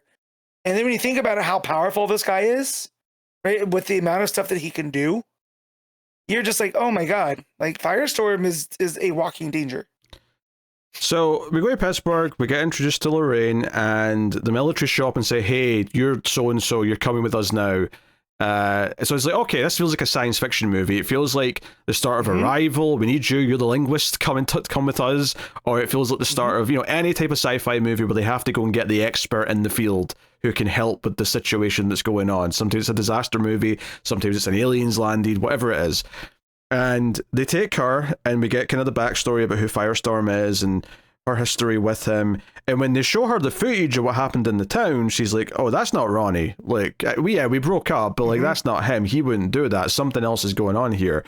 And they get to the town, and they send her in with a couple of guys in suits, which they believe these like hazmat suits they've made will deflect Firestorm's powers. And I'm like, okay, we'll see how that goes, but not well, it turns out. But she suits up into her outfit, which I don't even recognize, so I don't really know much about this character, but she looks all right. She looks cool. I'm trying to look her up right now. She hasn't been in that many stories, right? Like in the original run of Firestorm from 87 to 90, she has 12 appearances, you know? But I'm assuming from what I'm just reading here, she has very similar powers to Firestorm. Maybe not as powerful, but and it's just her as well, right? There's no shared entity with her. Yeah, well, which I think is clear because she just sort of turns into her outfit on her own. She doesn't do anything with anyone else. Yep. So yeah, she walks into this town with these two guys in their sort of like almost astronaut style hazmat suits, and they're seeing the destruction. They're seeing the buildings of glass. They're seeing people turned into glass, and she's like, "Oh yeah, Ronnie would never do this." So when they get to Firestorm, and she's like, "Hey, Ronnie, it's me," and he just zaps one of the two guys, the red shirts. He just like disintegrates into nothing. It's very you compared him to Dr. Manhattan earlier. It's very Dr. Manhattan. It is, yeah. Complete to the pose, and just like vaporizes him. And it's a really cool special sound effect too. It says Shrek. Because you know that sound. She looks at him, tries to talk to him, and says, "Okay, that's not him. That's not Ronnie. It just isn't." And the other guy who's alive still, he's like, "Well, if it's not Ronnie, then where is he?" And that's when we go to the next page, and we get the classic Silver Age looking art. This transition, And it's, you know, it's classic Firestorm with Professor Stein's like head, like a ghost, like almost like a thought bubble, talking to him. And it's just like classic stuff where he's fighting a villain. Was it the hyena? The hyena, right? Probably a classic Firestorm villain, if I was to guess. Yep. And if I had to guess. They fight the hyena. He turns a bus into a cake and hits him with a cake. Says a cheesy line about him being sweet, and then he's in a forest, and then he's looking up at the evil Firestorm in his mind. The art gets really dark and serious. And then that scene plays again where he's flying, he's talking to the Professor Stein, it's very Silver Age, and you can see that the exact same thing, it's like he's trapped in a loop, like in a hell loop, of just living this over and over again. But as this starts the second time, the panels like pull back, and then you see it's inside the eye, and then it pulls back further, and you can see it's inside the eye of the Firestorm that Lorraine is looking at. So it's this idea that Raymond, and maybe not Stein, given the ending of the issue, but Raymond's trapped in there. Like, he is in there, but he's been trapped. Now, is this entity that's in control just kind of like Firestorm as a separate entity becoming sentient? Is it something else that's taken over? We don't know yet, but he's trapped in there somehow. With what it does to Ronnie, right, in that darkness, when he says, I no longer belong to you, Ronald Raymond, I belong to no one. I do feel like it's the Firestorm Matrix. It's become self-aware, right? And this is it becoming its own thing, and it needs Ronnie's body, right? So this is what it's doing. It's trapping him in like this mind loop. When Ronnie tries to get control, it puts him back into that, hey, we're back doing the old hits again. Yeah, it's like a trick. It's like, hey, you're being a hero again, enjoy it. And I think what you're saying lines up with because out in the real world, Firestorm says to her, he says, I am no one, which would maybe suggest that he is not a person, he is just simply Firestorm.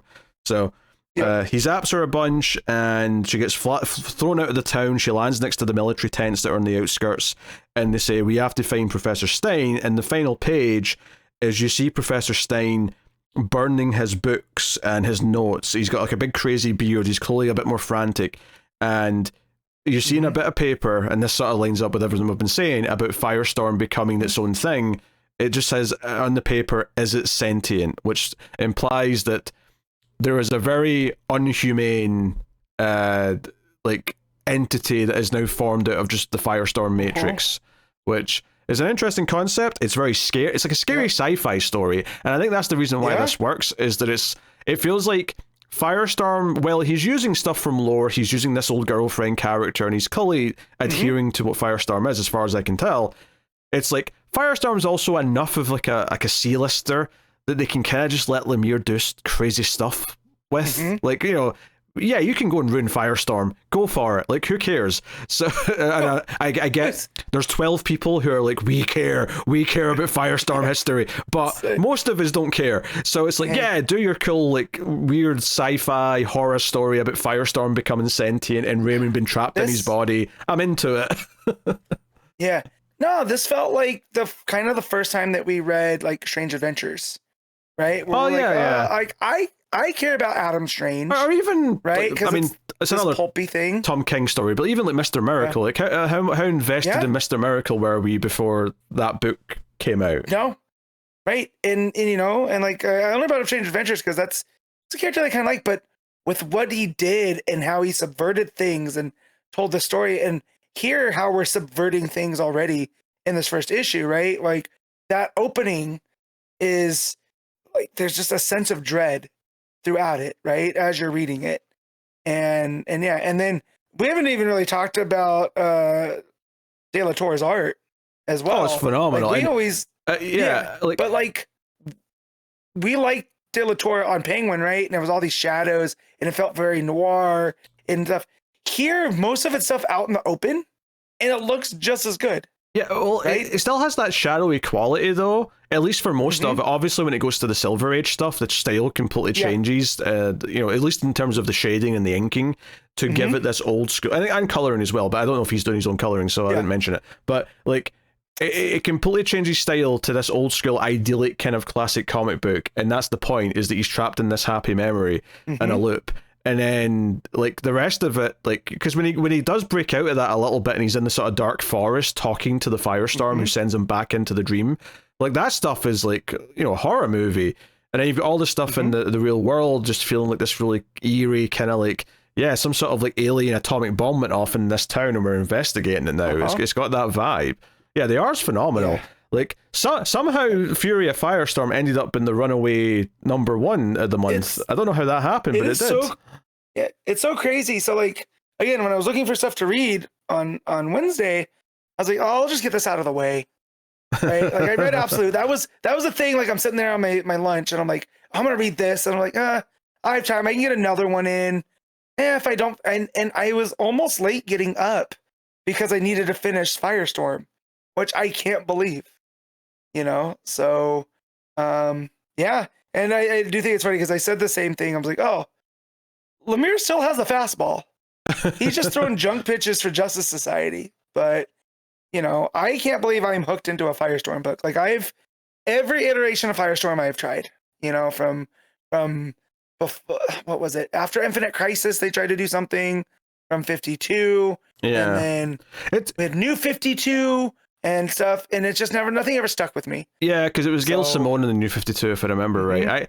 Yeah, I mean, I've never read or tried the you know, that well, I don't know if it's the original, but the late 80s post-crisis series that you brought up. Like, I've never tried. Maybe that one is good. Maybe that one has its fans, and maybe they'll be mad about some of this stuff because it's like doing all, you know, stuff that doesn't feel adhering to their classic era. But honestly, for most people, Firestorm is just such a weird, like, C-list character who shows up every so often and never really has anything worth paying attention to, that I think this is going to really land with and get a lot of new Firestorm people, you know, interested.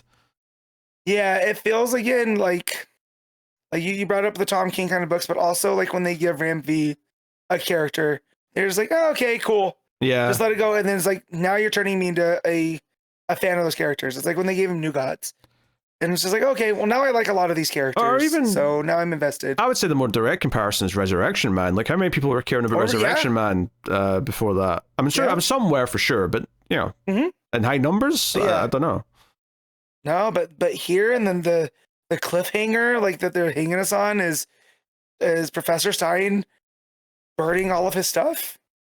Right? And he's looking like Ted Kaczynski hiding in the shed. Yeah, he looks terrified. You know? He looks like he's a hermit because he's terrified of this Firestorm sentient being that's kicking about now. God. And now Firehawk is a character that I have to research. So I think she's pretty cool. You know, the limited interaction that we've had with her. I mean, I think her reaction to being summoned by the military, her belief that Ronnie's innocent and that something else is going on, it makes her seem smart. It makes her seem like she knows what she's talking about. So even though it's not a lot, you get a lot of sense of like her intelligence, at least in this first issue. Well, and there seems like there's a determination now too, right? 'Cause she's like, okay, whatever that was, we're in over our head.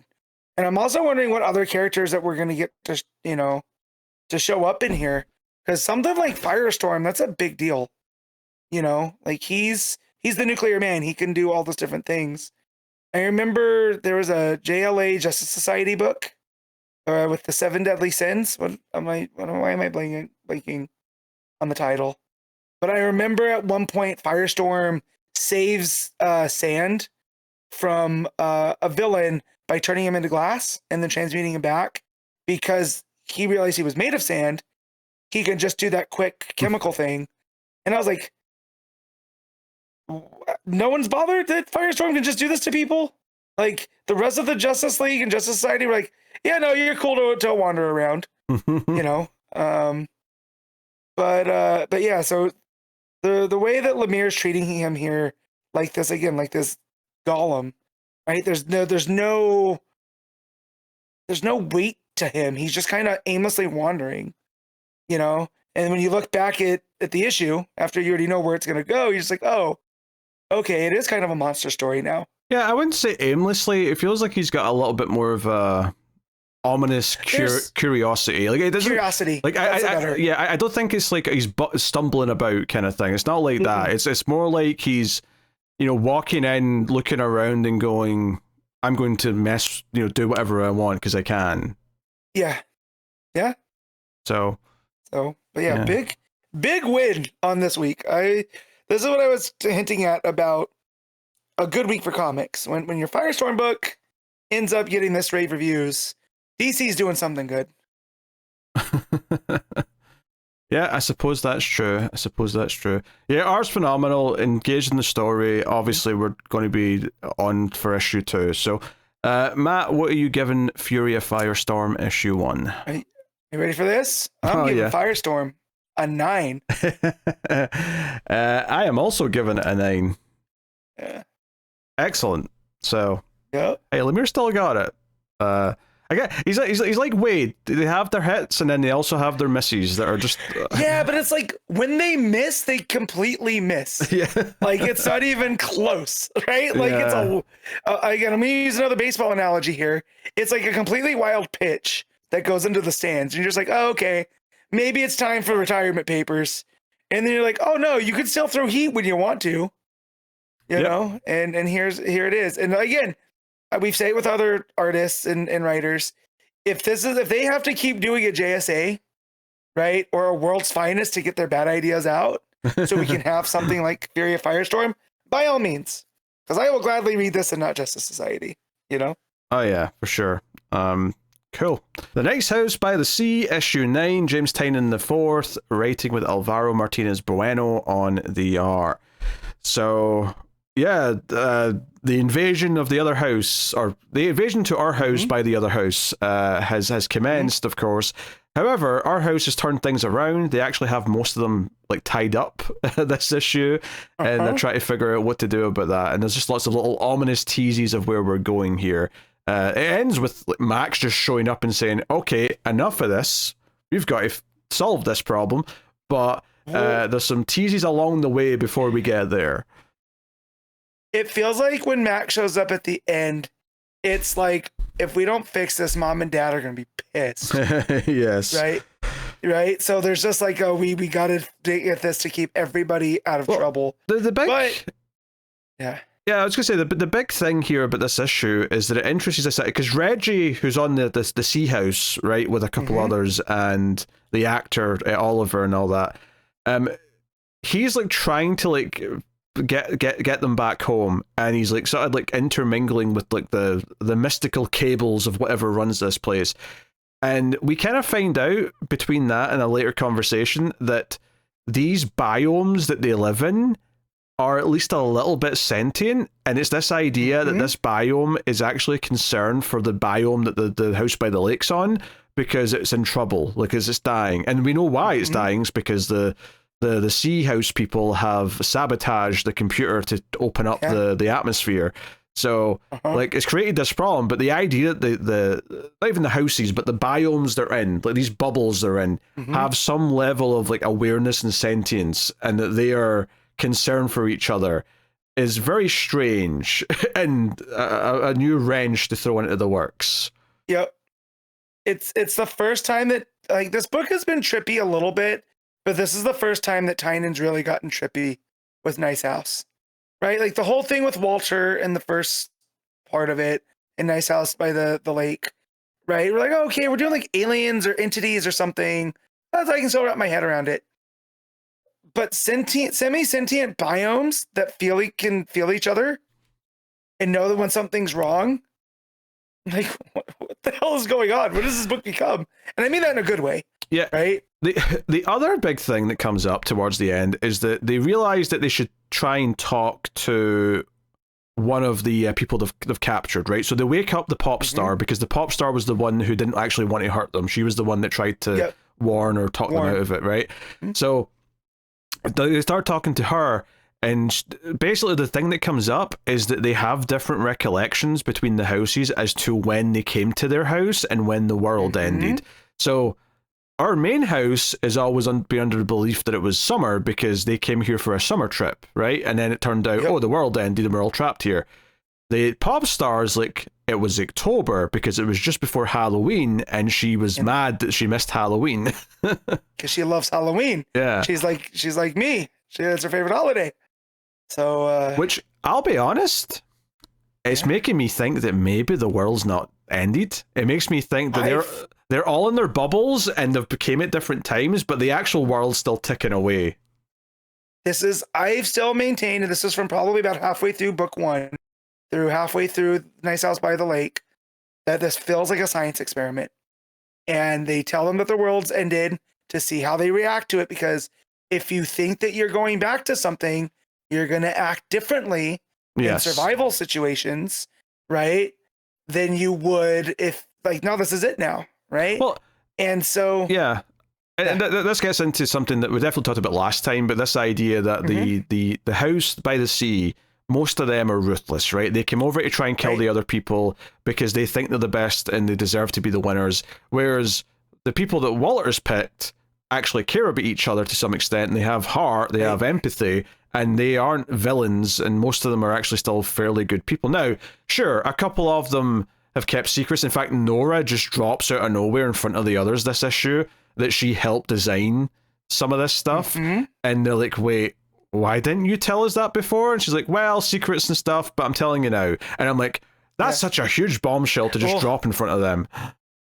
And I love that Sarah, because the book starts with Sarah and Nora at the bar when they introduced Ryan, the other artist. Yes. Right? When Walter introduced her to the rest of the group. And they're both sitting out there because they're the two smokers of their group. So they're outside and they get talking about how it's almost like Walter's showing off Ryan, right? Or is he showing off the group to Ryan, right? Yeah. And that's what they're looking at, and they're seeing how she fits in, right? So then here at the end, when Nora's like, yeah, I worked on this with Walter. And that's where Sarah's like, well, yeah, secrets, right? So it just shows like they first, probably not their first interaction, but where this issue starts with them having this talk about not everything. This is weird. This is a different thing they're picking up on. And here now it's like, oh, well, it's a lot weirder than you thought, that even you, Nora, are in on something. So I did like the juxtaposition of those two interactions. Yeah, there's also there's that moment at the end of that flashback where the consultant Sarah's like, hey, like, I'm sorry I didn't remember your name, and there's a little pause, and then Nora says, you can call me Nora. And I was wondering if that was implying that the only time she's maybe met Nora was before she transitioned, and perhaps that's why she doesn't remember her, because, and so when she says, oh, I don't remember your name, it's because, it was literally a different name the last time you met it. Because it doesn't sound like they knew each other well, right? This was something Yeah, because Sarah's part of the college friends, whereas Nora's part of the high school friends. Yeah. Right, because Walter and Nora will go way, way back. And yeah, so it could be that, but it also could just be like, also respecting, going like, hey, I haven't learned what you call yourself now, right? So, because I also read it as that, because Sarah's a consultant and knows how to play those type of, how to kind of walk around certain situations without stepping in it. And notably in the future, because like a lot of these flashbacks have been in this book, it's kind of been narrated by the character who's in them, but not from the present day part of the book, but from the future kind of post-apocalyptic timeline that we've been getting little teases of. And she's going to the bunker where all the guns are. So it looks like she's going for supplies and gearing up for something. So it's teasing furthermore what's going to happen down the line, at some point. Probably in a third book, to be honest, at this point. I don't think we're ending this with the issue 12. No, this feels like a middle chapter. Yeah. And again, this is we've compared it to Lost a little bit, but like this is now where we're meeting the others. And like this is much bigger than we thought. It was just stranded on an island, right? Yeah. There are much bigger things at play here. And there's no way in what issue is this? Is this issue 9? Yeah. In 3. I love Tynion as a writer. I don't think we could get a fulfilling ending in 3 issues. No. To this magnum opus, right? So, but yeah, the guns, and then Sarah in the present day, if you will, here where the house invasion is going on. She's going around looking like Sarah Connor with a gun and a tank top on. And I was like, oh, Sarah's cool. This is the most that we've gotten, to hang out with her, because she's always just kind of been in the back observing things, which I also like this, here, because that's how we're introduced in this issue. Is that Sarah is observing what Walter's doing from outside the bar, and she's always just kind of been in the back. Yeah, and she's taking charge, and she's proactive. Yeah, I mean, there's kind of teases here. You know, Nora looking over her shoulder at Max at one point when everyone's together. But the big thing at the end is that when they are talking to the actress from the other house, or the pop star, sorry, I should say, and they're seeing these inconsistencies. That's, you know, the end of the issue is Max showing up and saying, "Hey, this stops now." And she's not appeared in front of all these characters before. This is kind of a big deal. And she's like, "Hey, we're running out of time. We have to make some hard choices," which sounds like, oh, we're going to have to like sacrifice a house or something here, or we're going to have to make some big dramatic decision. Yeah, like we have to get this down to 12 people between the two houses. So who's not making the cut, kind of thing, or something. That gave me so much anxiety, right? Because that's like real world survival stuff, right? You're on a lifeboat, we ain't all gonna make it, right? And stuff, and that's what I'm also wondering what the flash forwards are. Where if these are the ones that have elected to stay in that other biome, right? And it actually starts to be about survival. And there's some people that aren't happy about that, right? So you have the experiment that's still going, right? To keep whatever the overlords are. I also, Matt, we have to acknowledge the possibility that all of this is part of the experiment, that this is all intentional. True. This idea of putting the two houses against each other, seeing how they fight. True. That could all be part of it. I mean, we don't know. It's presented like, no, this is like against the rules and things are breaking down, but who's to say this isn't all part of this experiment, whatever it is? Right? No, true. But yeah, that's what I was operating off of. If that's where that's going, and all those flash forwards have been, these are the people that maybe have volunteered to stay there, right? Maybe. And try to do whatever it is, you know, because the Nice House by the Sea was all about being exceptional. And all that type of stuff, but that's open for interpretation. What makes someone exceptional? Because they even talk about here how like everybody is like this peak from the Sea House. Everyone is like this peak version of themselves. But when Oliver starts talking about it, it's like, oh yeah, they were all old.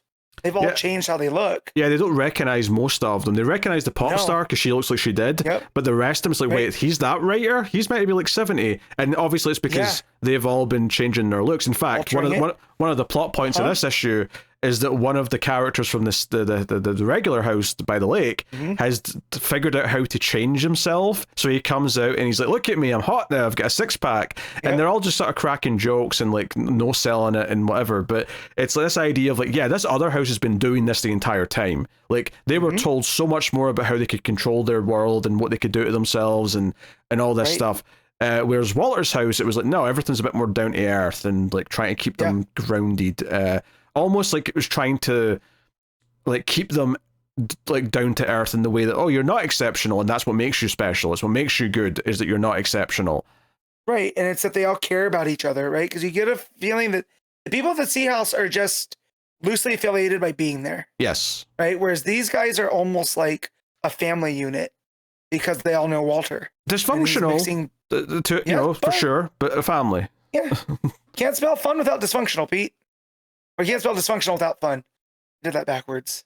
You know, but yeah, so it leaves off in a pretty big place. I also like the little moment when Reggie was trying to like deal with all the cables or whatever, and it's like, oh, it can't do something without permission from one of them, as in one of the people who operate these places. And then that's when the dog barks, and then it sort of works, and I'm like, yep, Walter just barked his permission. So the biome will now respond in kind. I just thought that was a nice little touch. And there's a great little moment actually as well, when they're walking in kind of the dark place between the biomes, right? You know, the control world or whatever you want to call it. There's a moment where they're talking to each other and they're on the way back to the nice house by the lake. You know, Reggie and Ryan and Oliver from the other house, where Oliver says, yeah, it seems like there's a lot you should have all been told. And right as he says that, he looks to the panel like across from him, and it's just the dog in that panel. Like Oliver's figured it out. He knows that the dog is Walter. Because there was a moment in the last issue where he kind of looked at the dog as well. It kind of made it clear that he's already thinking that. But I like this idea that he's saying that to Walter. He's like, yeah, you should have told them a lot more about how this place works. Well, yeah, and it almost feels like, too, that Walter... So, like, we think that Max told them everything, so they all are very familiar with what's going on.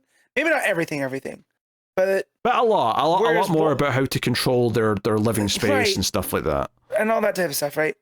But then, like, Walter hid Reggie from everybody, threw in Ryan as an extra person who was kind of new to the group, right, was responsible for the friend getting killed, which allowed them to bring Reggie back in, right? The doctor, and it seems like Walter's decisions have constantly screwed things up.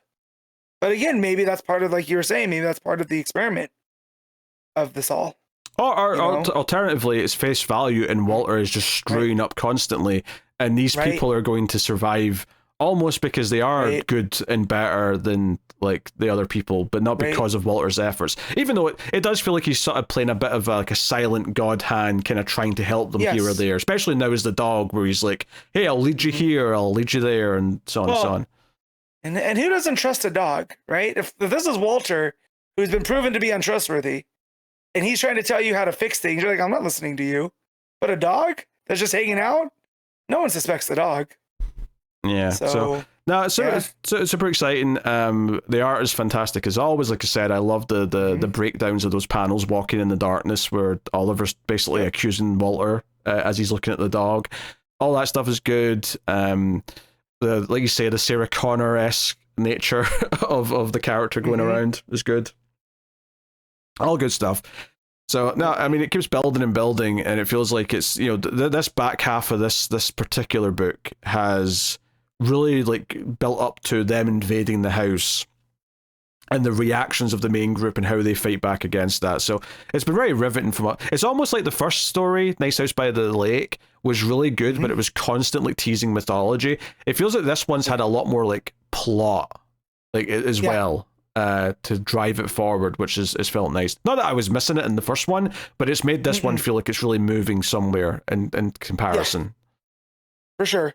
And like, not that nothing happened in that first series. A lot happened, but yeah, this one seems like the pacing is a lot faster. Yeah. So yeah, it's all good all around. All right, what are you giving Nice House by the Sea issue 9? I'm giving this one a 9. I mean, I think I might go 8.5. And it's just a feeling more than anything. I don't really have a good reason to why I'm going lower than the 9. Maybe I just didn't think it was as exciting as last issue, and that's about it. But regardless, very, very good. There you go. All right, that'll take us on to the final part of the show where we pick our favorite stuff of the week, favorite panel/moment, favorite cover, favorite art, top 5 books. So starting off with panel/moment, Matt, what do you have? All right, so there's a lot of good ones to pull from here because of the week that we had. I'm being drawn specifically to 3 books, and that's Action Comics, House of Green Lantern, and Firestorm. The one in Firestorm is that image of him in that kind of meditative pose over the burning city. I think that was really strong. Right. Action Comics had a lot of that stuff, like that entire sequence with Mary and Clark, I thought was really, really solid. Right. But with Absolute Green Lantern, the thing that hooked me is when it Emily Hawk shows up, and it's this pulp hero on Ran, snapping Nazi neck. Well, not Nazi, but fascist necks, and I was like, this is my vibe. This is Indiana Jones in space right now. And so her showing up there in all her glory is my moment of the week. Okay. What would I mean, I think there's I could argue like a bombshell moment or two from Nice House. I could argue that Mary's Clark scene from Action, but I think I do have to go with I could also argue Supergirl's reaction to the clones. Actually, I did really like that, but I think I'm going to go with the opening from Firestorm, specifically when he walks into the town and just starts changing stuff and like people start reacting to him. I think that stuff is just very eerie. It feels like he's a force of nature that they can't even contend with, and it set the tone so well for the rest of that issue, and got me really hooked into it. So I got to go with that. For cover of the week, the main cover for Firestorm is pretty solid. Good stuff. I would also shout out the variant for Green Lantern Corps by Jorge Fornes, which is not that Atrocitus has anything to do with this issue, but it's just him screaming at the bottom and just the word rage coming down the middle of the page. It just looks good. It's so good. Shout out to that. But my pick for cover of the week is Nice House by the Sea, issue 9, the main cover. It's just I like there's kind of like she's standing in front of a projector, that's hitting her. I don't know. There's just a kind of level of detail and moodiness to it that I really like.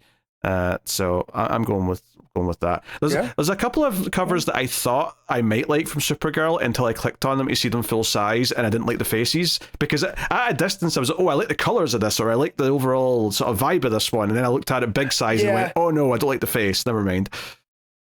That happened to me with the Amy Reeder variant, where I like it, but there's something about Lesla with the way they have her looking through her hair with the eyes and whatever. Just it offsets the whole rest of it. Yeah. So yeah. To be fair, the main cover, which is Sophie Campbell, does look fine. Like it looks like a solid cover in a cyborg gear. For sure. Yeah. For sure. All right. So for me, there's the where's it at? There's the Firestorm. The Firestorm cover that is it's act up. There's a Jorge Corona Next Level that I just like the colors on. It's like the purple with it's Firestorm, he's in the red and the yellow, and it looks really good. So big fan of that one. Mm-hmm. And then Absolute Green Lantern has one of Joe, and it is by Carl Kerschel, and she has her hand up against like this brick wall, and it's just like this really cool kind of rebellious kind of vibe to it, which fits in with her being an anomaly, even though she has nothing to do with that book. Yeah, I like the colors of that one a lot. That was another one like the Supergirl where I clicked on it and went, oh, I'm not in love with the art of the face too much. But but I like the way that it's playing with all the different greens, even the graffiti on the wall behind her. But my pick is going to be Action Comics, and there's a Hayden Sherman variant. And at first when I looked at it, I'm like, I don't know. But the giggles that it gave me when I looked at it is, you must be this tall to join the Justice League. And it's got a young Superboy like crouching over. Like he's trying not to do it. And I just was like, all right, Sherman. Like, I know I'm a mark. I know if I see Hayden Sherman's name, I'm automatically going to like it. But it was the more I looked at it, the more it made me laugh. Because it's this Superman, in his typical pose with his, hand on his hips. And then a possibly dejected Superboy right there. So yeah. Yeah. There's also a Partridge variant for Action that's all right. It's called the Things to Come variant. So that one's also kind of fun. But yeah, there you go. That's covers. And then Art of the Week, Matt, what are you picking? This one's tough because I really loved Patridge on Action. I really love every time there's a Nice House book, always in the conversation, and then Fury of Firestorm with De Latorre. Yeah, and I've been thinking about it since we've been talking about these, and I don't know if I'm any closer. I mean, I think it's between. It's between two for me. It's between De Latorre for Firestorm and Nice House by the Sea. I think those are the two absolute standouts. And if I'm picking, I would go Firestorm because I think one, it's fresh because it's the new one, but also that way it shifts to the Silver Agey stuff for that one section is really good. Has the eerie atmosphere, the crazy Stein at the end looking like he's rattled. Like it adds so much. So I'm picking Firestorm. Yeah, off my gut after you just mentioned all the logical reasons it was Firestorm. But I'm like, am I just biased because I like De Latorre? But no, it's everything that you just mentioned. The shifting over to the Silver Age, Stein looking crazy, all of the creepiness at the beginning. And then also that page where he sends Ronnie Raymond back to the Heroescape, right? So yeah. All right. Well, that'll take us out to top 5 then, so go ahead. Yeah. All right. So 1 is going to be Firestorm. 2 is Nice House by the Sea. 3 is Action Comics. 4 is Absolute Green Lantern. And 5 is... It's weird because I didn't say a lot of Supergirl, but I think I enjoyed that one a little bit more art-wise than Green Lantern Corps, so I'll go Supergirl. All right. I don't think my list is going to be that different because number 1 is Firestorm. Firestorm getting number 1 from both of us. What a week. Wild. Yeah, but number 1 is Firestorm. Number 2 is Nice House by the Sea. Number 3 is Action. I'll say number 4 is Supergirl. And then number 5 is Oh, Absolute Green Lantern. That's the one I've not said. Yeah. That makes sense. Okay, there you go. That's the top 5 books, and then I'll tell you what's coming next week from DC Comics. We have Absolute Batman issue 19, Nightwing 137, New Titans issue 34, Lobo issue 2, Wonder Woman 32, Batwoman issue 2, Deathstroke the Terminator issue 2, Superman Unlimited issue 12, Catwoman 86, End of Life issue 3. There's the Superman Day 2026 Supergirl The World Special Edition issue 1, which is basically a preview of that anthology graphic novel that's coming out, or has already come out. And then there's facsimiles and reprints and all the usual stuff. So, so I think it's pretty obvious, at least from, I mean, you were on last month's episode for that, but I assume you agree with me that we're not doing Lobo, right? Yeah. Yeah, okay. Look, I'm going to spoil it now. I didn't even read the first issue of Lobo. So Scandalous. Yeah. Scandalous. Yes. However, I did read Deathstroke, and I got to know what's going on with Slade. So I'm keeping Deathstroke out of those. Yes. I think that's fair. But yeah, and then Batwoman, I need to know what's going on, because that last issue left me so confused. It wasn't a great first issue, but obviously it's Rucka, so he gets a lot of benefit of the doubt to sort of play out a little bit. And I did enjoy the New Titans issue last month, so I'm looking forward to that next one. So so we got a few interesting books coming next week, so we'll check out that when the time comes. But that is the show, everyone. I'll also mention we did just record Batgirl Year 1 issue 9 for patrons and YouTube members, so that's wrapping up that series. So there'll be another vote for patrons sometime in this next few weeks for what the next Patreon like classic series we're going to work through one at a time is. So keep an eye out for that.